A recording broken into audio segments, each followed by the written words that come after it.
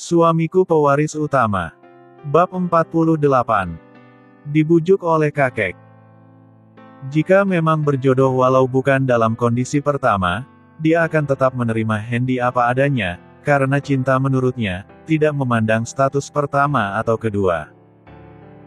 Asal bisa bersama dan bahagia, maka akan diarunginya dengan tabah dan bijaksana. Itulah hakikat cinta menurut Maya. Kenapa tuan muda tidak menghubungiku sejak beberapa hari ini? Apakah karena sudah ada Maya di sisinya, sehingga dia melupakanku? Batin hati Ivory bertanya-tanya. Saat ini, Ivory sedang berdiri di balkon hotel tempat dia menginap selama ini. Pandangannya menerawang jauh ke atas bukit, di mana villa Hendy berada. Dari setiap sudut kota, apalagi hotel bintang 5 yang saat ini Ivory tinggali, terlihat dengan jelas villa milik Hendy itu, karena setiap lampu yang dipasang, cahayanya sangat terang sekali. Gemerlapnya terlihat dengan jelas dari kejauhan. Ke arah villa itulah saat ini, sekitar pukul 11 malam, Ivory tengah menatap gemerlapnya villa milik orang yang sangat dicintainya itu. Haru dan sedih mengiringi setiap hembusan nafasnya. Tarikannya begitu berat, menyiratkan duka yang sangat dalam terasa. Oh cinta, kenapa kau mempermainkan hati setiap pemujamu? Tak tahukah engkau, saat ini pesonamu tidak berlaku padaku? Begitulah jerit hati Ivory malam ini, protes atas ketidakadilan cinta yang selama ini dipuja-puja seluruh manusia. Galau, gabut, rungsing dan begah, itulah yang saat ini dirasakan oleh Ivory. Ingin rasanya dia berteriak sekuat tenaga, menumpahkan segala beban di hati, tapi dia tidak mampu melakukannya. Dia tidak tahu apa yang harus dilakukannya lagi. Dia hanya tertunduk diam, dengan bulir air mata bening, mengalir dari setiap sudut matanya. Hatinya benar-benar sedih tidak terperikan.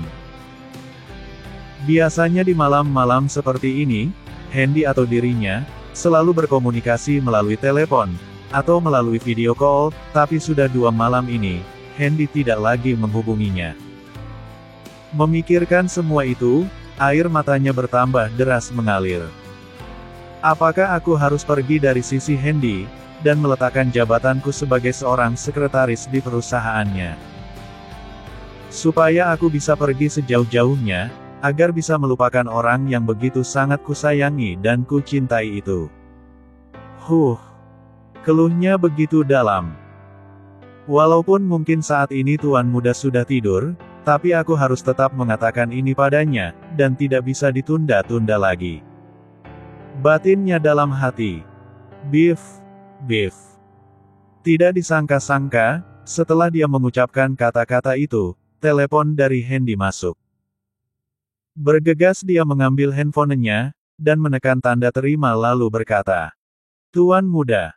Sapanya begitu senang. "Ivo, bagaimana kondisimu saat ini?" tanya Hendy dari seberang telepon sana.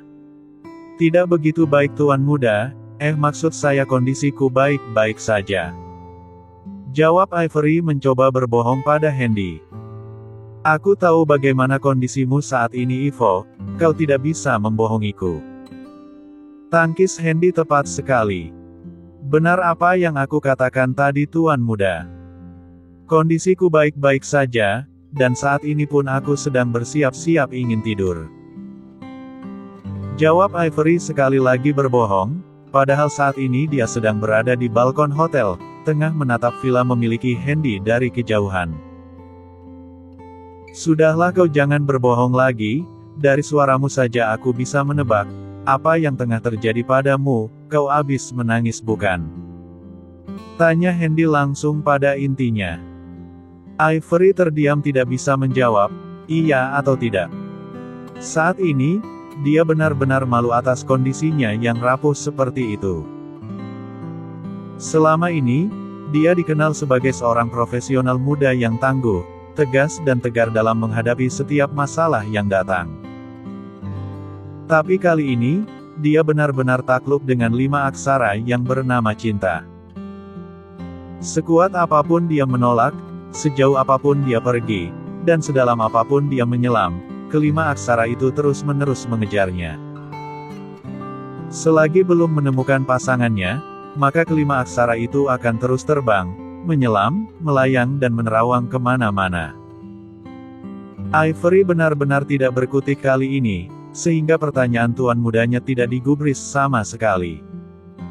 "Ivo, apa perlu aku yang datang ke hotel tempatmu menginap?" Tanya Hendy kesal, karena sekian lama pertanyaannya tidak kunjung dijawab. Tuan muda tidak perlu melakukan itu. "Iya, aku akan jujur, memang aku habis menangis tadi," jawab Ivory terus teras. "Aku tahu apa yang menyebabkanmu bisa menangis seperti itu. Saat ini, aku ingin menjelaskan duduk perkara yang sebenarnya padamu." "Tidak usah tuan muda. Biarlah. Kau diam saja. Dan cukup mendengar apa yang akan aku katakan padamu." "Oke," desak Hendy tiba-tiba memotong perkataan Ivory. Sekali lagi Ivory tidak menjawab, tetapi hatinya bertanya-tanya, apa yang akan dikatakan oleh tuan muda Hendy padanya malam ini.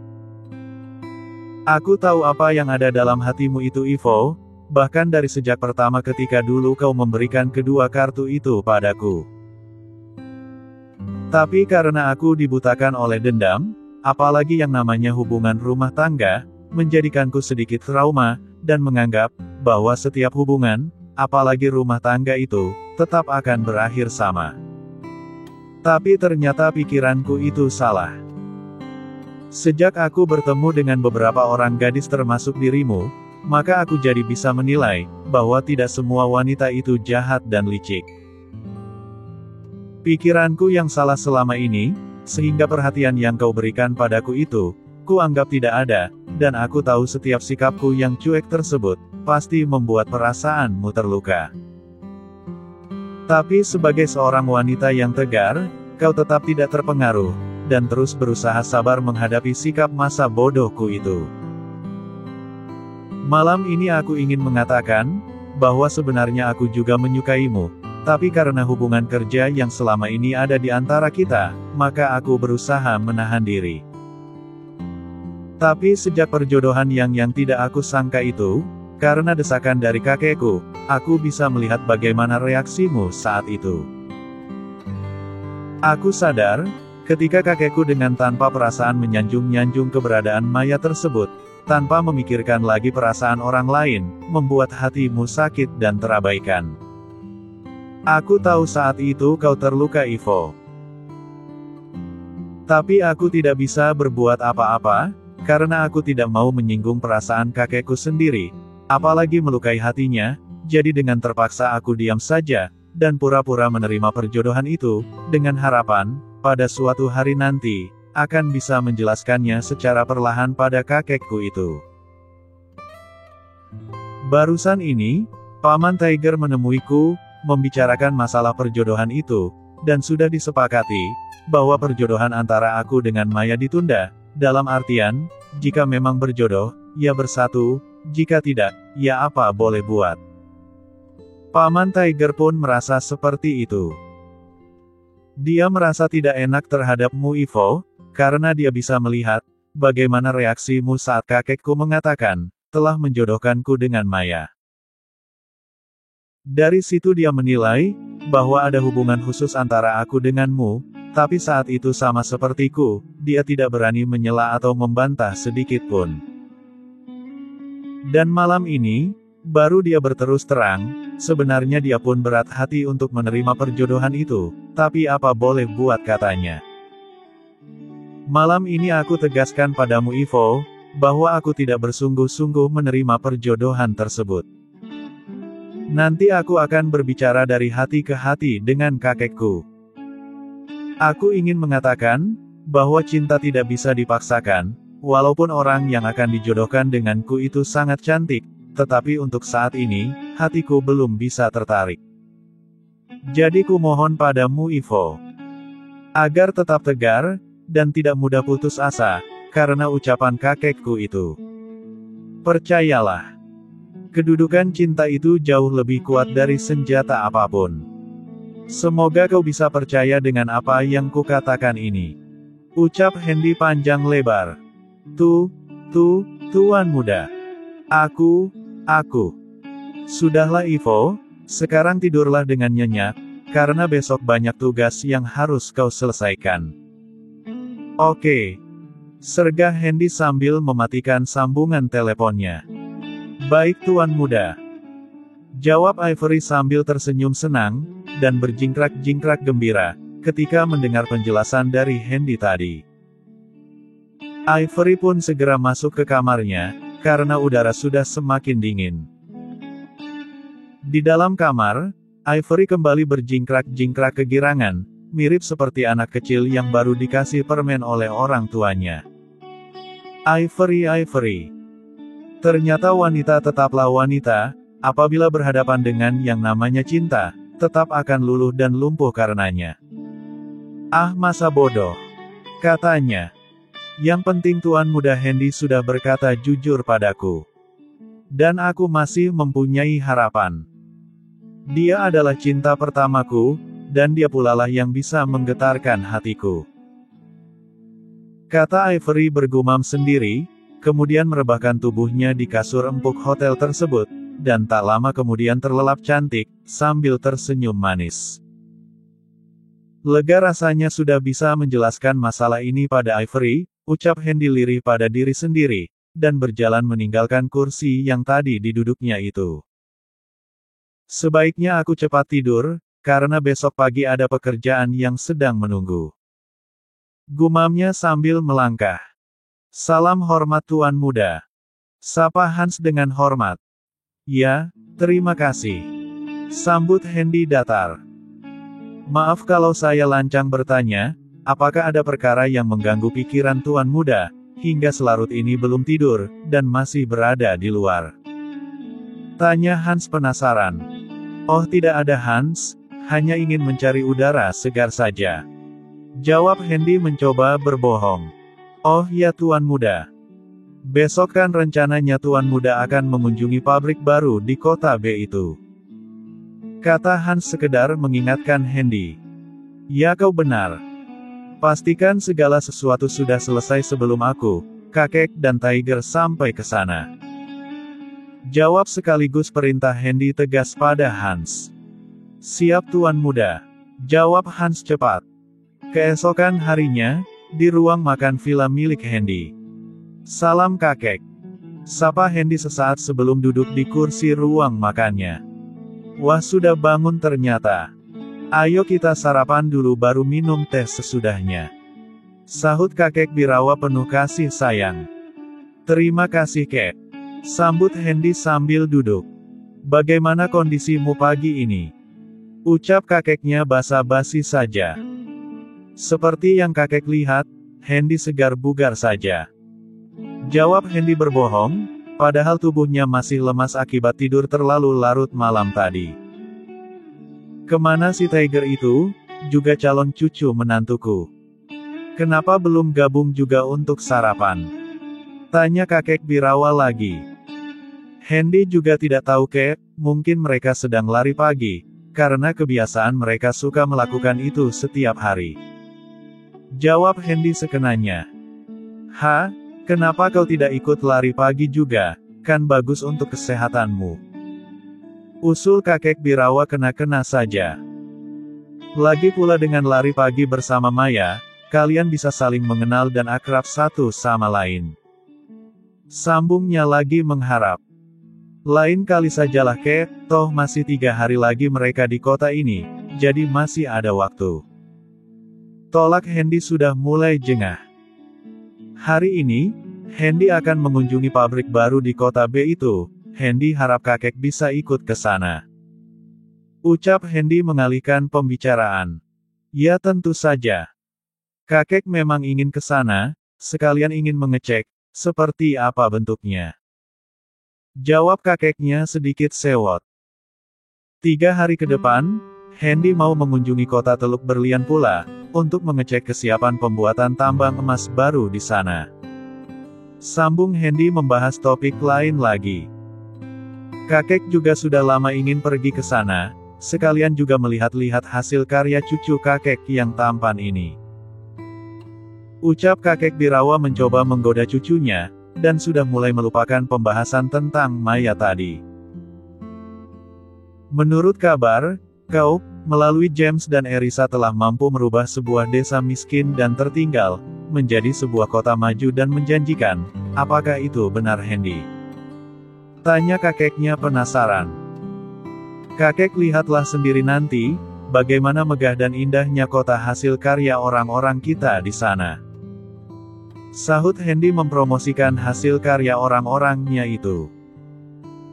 Kakek jadi tidak sabar, ingin secepatnya pergi ke sana, ingin rileks, sambil menikmati panorama resormu di Teluk Berlian itu. Respon kakeknya senang. Di sana kakek juga ingin berendam di air panas, yang katanya sangat bagus.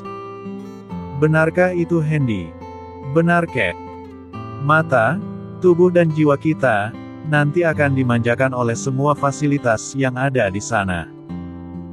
Sahut Hendy membenarkan, sekaligus menjawab pertanyaan kakeknya itu. Baguslah. Tidak percuma kakek mempercayakan perusahaan kakek itu pada cucu kakek yang pintar ini. Hebat-hebat. Pujinya tulus. Oh ya kek. Menurut informasi Govin, katanya luka di lambung kakek itu sudah sembuh 100%. Apakah itu benar kek? Tanya Hendy mengalihkan pembicaraan lain. Kau benar, perut kakek tidak lagi merasa begas sehabis makan atau minum. Ini semua berkat ramuan ginseng dan bahan-bahan lain yang diwajibkan oleh si Govin itu untuk kakek minum. Baguslah kalau begitu, Hendy senang mendengarnya. Respon Hendy apa adanya. Ngomong-ngomong, bagaimana rasanya bakal memperistri seorang gadis cantik seperti Maya itu? Tanya kakek Birawa mengalihkan topik pembicaraan, dan kembali lagi membahas tentang Maya. Hendy menyemburkan sedikit teh yang hampir habis diminumnya itu ke arah samping, karena terkejut mendapat pertanyaan kakeknya yang tiba-tiba membelokkan arah pembicaraan mereka. Tak lama kemudian, Hendy mendapatkan ide untuk tidak menjawab pertanyaan dari kakeknya itu, dengan berkata, "Oh ya kek, rencana kunjungan ke pabrik baru itu masih 2 jam lagi, karena sudah selesai sarapan, Hendy pamit undur diri dulu. Mau siap-siap, lagi pula perut Hendy mules." Ucap Hendy sambil berdiri, dan tanpa menunggu jawaban dari kakeknya, Hendy buru-buru kabur dengan langkah cepat.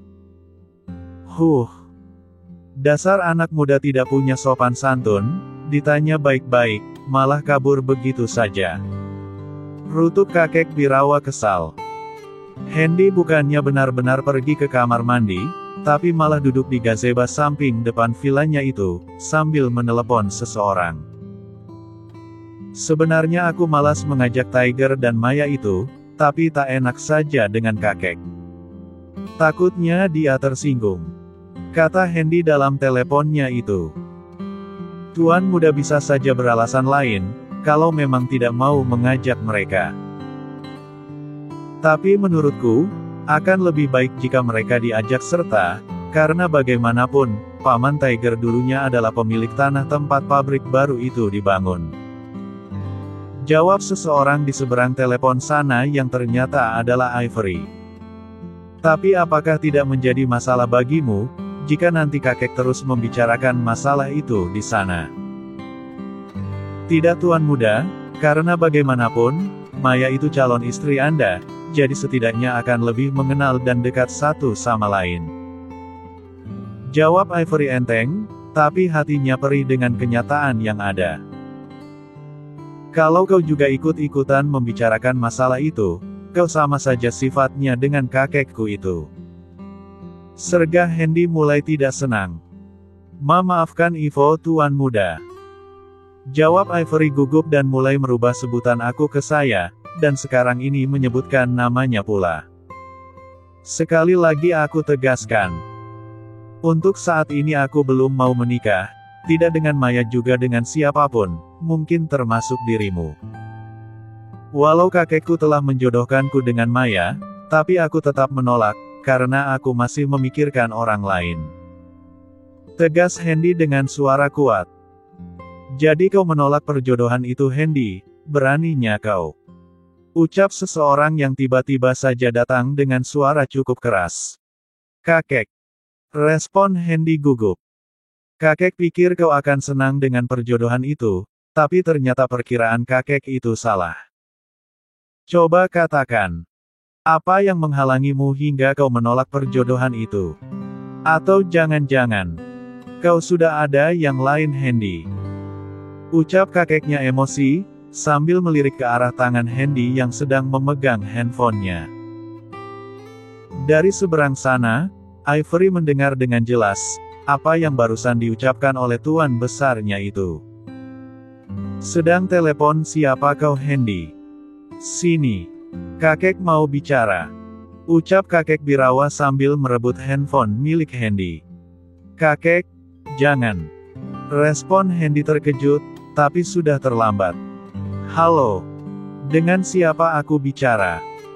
Ucap kakek Birawa cepat, tanpa melihat lagi nomor kontak dan foto yang ada di dalam kontak tersebut. Tuan besar. Sasa saya Ivory tuan. Jawab orang di seberang sana, yang ternyata adalah Ivory. Oh ternyata kau. Jadi alasan Hendy menolak perjodohan itu karena kau Ivory. Bentak Tuan Birawa marah. Bukan seperti itu tuan besar, saya hanya. Diam. Beraninya kau mencoba membatalkan perjodohan itu, apa kebiasaanmu hingga mempunyai keberanian semacam itu, ha? Hardiknya penuh emosi. Tuan besar. Ini tidak seperti yang tuan besar sangka, saya mana berani dan punya hak untuk membatalkan perjodohan itu. Bella Ivory ketakutan. Bagus. Ternyata kau sadar diri. Dengar baik-baik Ivory, Hendy sudah dijodohkan dengan Maya, dan tidak ada seorang pun yang boleh membatalkannya. Tegas Tuan Birawa dengan suara tinggi. Tapi Hendy bisa kek. Sanggah Hendy tiba-tiba. Dan saya juga tuan besar. Sambung Maya tiba-tiba, didampingi oleh Tiger, ayahnya itu. Kalian. Respon kakek Birawa terkejut sekali. Apa maksud semua ini? Kakek sudah dengan tulus menerimamu sebagai calon cucu menantu kakek, tapi kenapa kau berani menolak keinginan kakek ini? Maya yang ditanya menciut nyalinya, tapi sebagai seorang gadis yang cerdas, dia harus berani mengutarakan kebenaran, dan ganjalan yang ada di hatinya beberapa hari ini. Mohon maaf jika saya lancang tuan besar. Saya bukannya menolak perjodohan ini, tetapi melihat kondisi tuan muda yang belum siap, dan sejak dari awal sudah kami amati, maka kami terpaksa melakukan ini. Jawab Maya cukup bijaksana. Lagi pula tuan muda mungkin masih trauma dengan pernikahan pertamanya yang gagal itu. Tapi percayalah tuan besar, jika kami memang berjodoh maka kami tetap akan bersatu. Sambung Maya, mencoba menenangkan kemarahan dari kakek Birawa tersebut. Masalah semakin rumit. Jodoh, trauma, kalau ada jodoh. Kalau ada jodoh. Itu terus kata yang selalu ku dengar sejak dari dulu. Sanggah kakek Birawa mulai melemah. Kakek. Dalam kesempatan ini, Hendy ingin berterus terang kepada kakek, agar kakek tidak salah paham nantinya.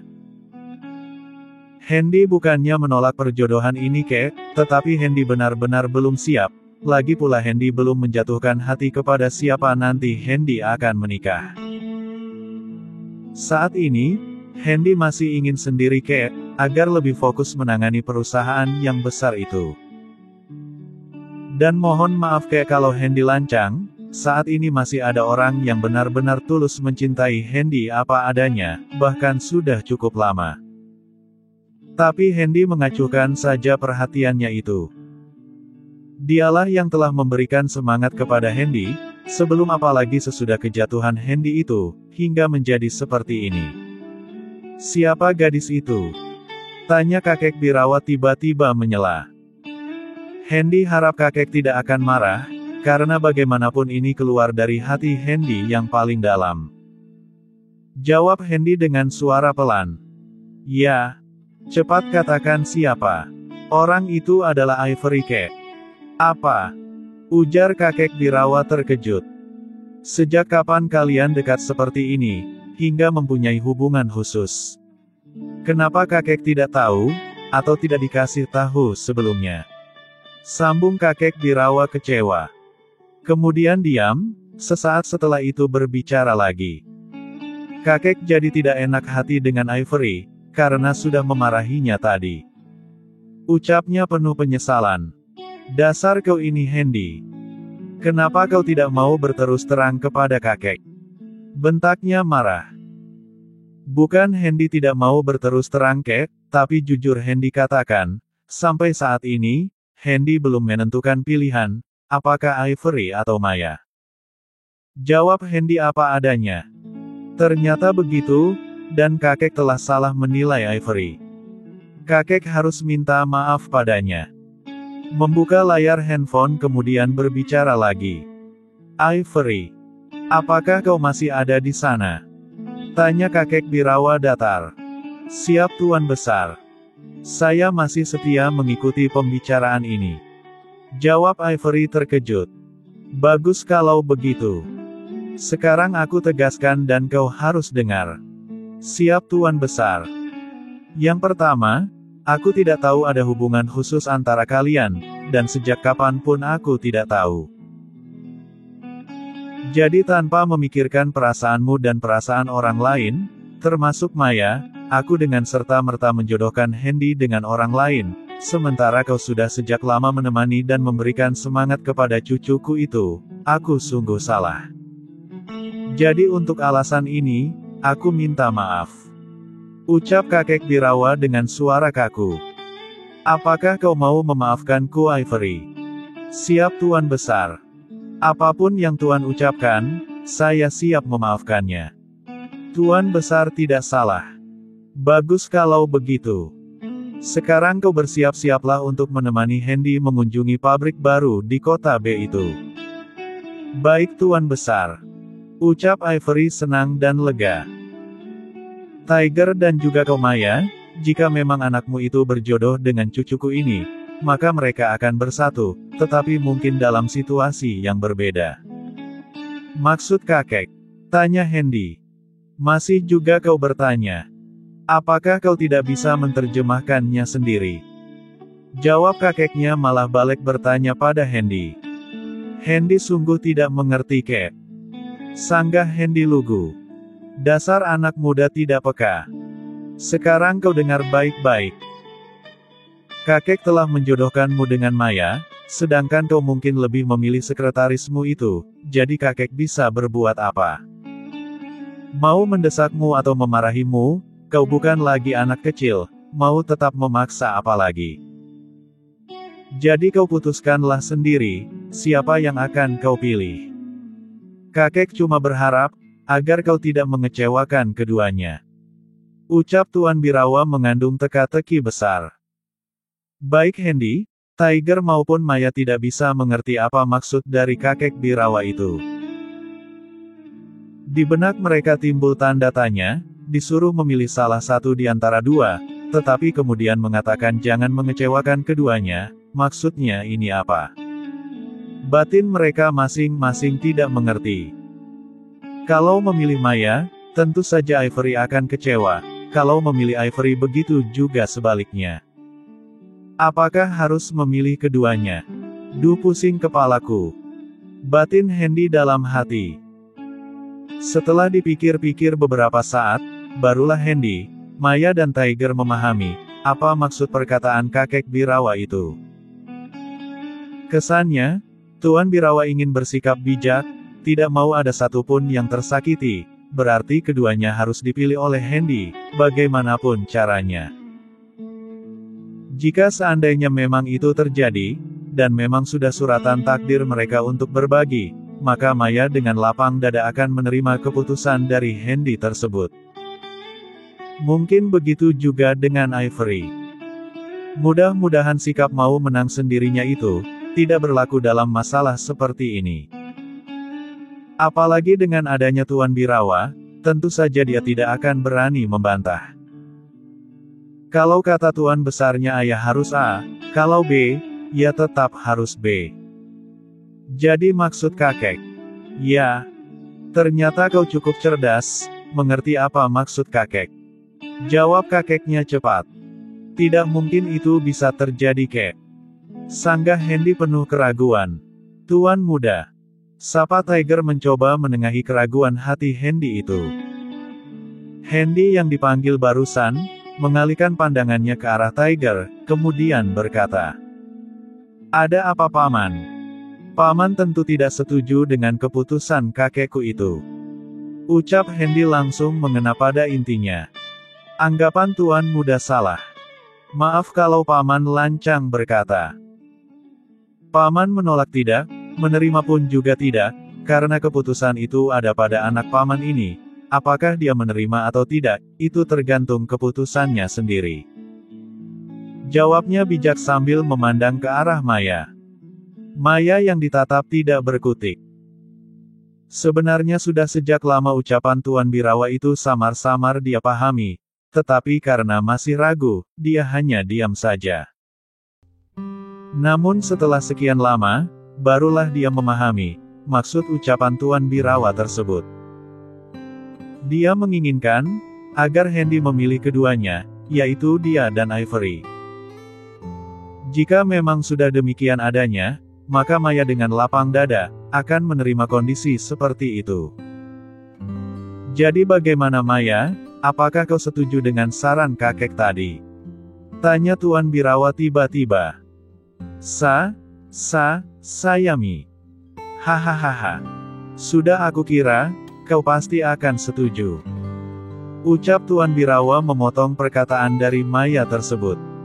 Maya yang belum sempat menyelesaikan kata-katanya itu, menjadi tertunduk malu, dengan senyum manis menawan sekali. Lalu bagaimana denganmu Tiger, apakah kau tidak keberatan? Tidak tuan besar, karena hidup dan kehidupan yang bersangkutanlah yang akan menjalani. Jika dia sudah menerima, maka saya sebagai orang tuanya, wajib mendukung keputusannya itu. Bagus kalau begitu. Ternyata kau tidak mengecewakanku. Respon Tuan Birawa senang. Kau dengar itu Hendy? Baik Maya maupun si Tiger ini, telah menerima keputusan kakek, dan itu tidak dipaksa, tinggal bagaimana kau bersikap dan mengambil keputusan. Tapi kakek harap, jangan sampai kau membuat kakek kecewa. Baiklah kek, kalau itu memang keputusan yang terbaik, Hendy akan berusaha menjalaninya dengan baik, karena keberadaan kakek jauh lebih penting dari ego Hendy sendiri. Bagus. Itu baru cucu kakek. Sambut Tuan Birawa senang sambil menepuk-nepuk bahu Hendy. Tapi bagaimana dengan? Ucap Hendy menggantung dan terhenti ketika mendengar seseorang berbicara dari arah samping. Tuan muda jangan khawatir, saya sudah mendengar semua pembicaraan kalian tadi, dan saya sudah cukup mengerti posisi Tuan saat ini. Saya bisa mengalah atau mundur, dan bersikap profesional, karena bagaimanapun, Tuan muda punya hak untuk memilih. Ucap seseorang yang ternyata adalah Ivory. Bukan begitu maksudku Ivory. Kau dengarkan baik-baik, dan jawab dengan jujur. Jangan beralasan apapun. Kalau mau bilang mau, kalau tidak, ya bilang tidak, jadi aku bisa mengambil keputusan nanti. Bantah Tuan Birawa tidak senang. Siap Tuan Besar. Jawab Ivory ketakutan. Maya adalah pilihanku, dan kau adalah pilihan cucuku. Jadi sama-sama adil, tidak ada satupun yang tersakiti. Kau paham maksudku? Paham Tuan Besar. Bagus kalau begitu. Mulai hari ini, kalian berdua adalah calon cucu menantuku, jadi bersikaplah layaknya sebagai seorang calon menantu. Baik Tuan Besar. Jawab Maya dan Ivory serempak. Oke kalau begitu. Masalah sudah terselesaikan. Karena sudah waktunya untuk berkunjung. Ayo kita pergi ke pabrik baru milik Hendy itu. Showroom mobil milik Victor Kota B. Ayah harus membalaskan dendamku. Masa anak ayah ditindas seperti ini? Ayah diam saja. Ucap Pram mempengaruhi ayahnya untuk menuruti kehendaknya. Pelak. Dasar anak tidak berguna. Bisanya hanya membuat masalah saja. Kau tahu siapa si Erik itu? Ha! Bentak Victor marah. Memangnya dia siapa ayah? Tanya Pram penasaran sambil mengusap-usap pipinya yang barusan tadi ditampar oleh ayahnya itu. Dia komandan tim pengawal Tuan Birawa, dan Tuan Muda Hendy. Mengerti kau? Jawab ayahnya semakin marah. Pram tidak peduli ayah. Siapapun dia, Pram akan menyewa pembunuh bayaran untuk menghabisinya. Bantah Pram tidak mau tahu. Pelak. Sekali lagi Victor menamparkan wajah anaknya keras-keras. Dia sungguh sangat kesal atas sikap anaknya yang keras kepala itu. Dasar budek telingamu. Jika kau masih nekat juga untuk membalas dendam, maka jangan salahkan ayah, kalau seluruh perusahaan kita ini akan hancur gara-gara dendam gilamu itu. Hardik Victor dengan suara kuat. Maksud ayah bagaimana? Pram masih juga tidak mengerti bahaya yang akan dia dan keluarganya hadapi jika tetap nekat melaksanakan niatnya itu.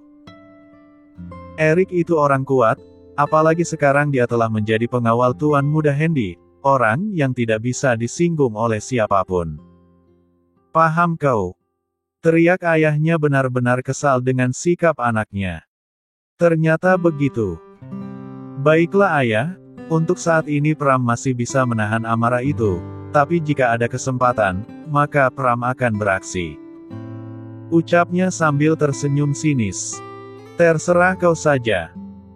Tapi jika terjadi sesuatu pada ayah, pada perusahaan kita, dan pada keluarga kita, maka kau orang pertama yang akan ayah salahkan. Ayah tenang saja. Pram akan bermain cantik, tidak akan ada yang menyadari kejadian itu. Hah, sudahlah. Terserah kau saja, ayah sudah mengingatkanmu. Ucap Victor kesal, kemudian pergi meninggalkan Pram begitu saja. Sepeninggal ayahnya, Pram berucap sendiri. Kalian pikir akan bisa membohongiku? Erik, kau tunggulah waktunya. Aku Pram si Raja Tega, produk kebaikan negara lain, akan membuat perhitungan denganmu. Ancamnya penuh dendam. Kemudian mengambil handphonenya, dan menghubungi seseorang yang entah siapa. Sementara itu di villa milik Hendy. Tuan Birawa, Tiger dan Hendy, sedang menaiki mobil mewah yang sama, sedangkan Maya dan Ivory menaiki mobil yang berbeda, disopiri oleh seorang pengawal level menengah. Perlahan mobil yang dinaiki oleh mereka, meninggalkan villa milik Hendy, diiringi oleh 8 mobil mewah lainnya. Dalam rombongan itu juga terdapat Erik, komandan tim pengawal yang baru saja memenangkan seleksi babak keempat 2 hari yang lalu. Iron, Hans dan Robin, tentu saja ada dalam iring-iringan mobil itu, sementara Awan, Langit dan Bumi, ditugaskan menjaga villa milik Hendy, didampingi oleh para pengawal elit dan menengah lainnya.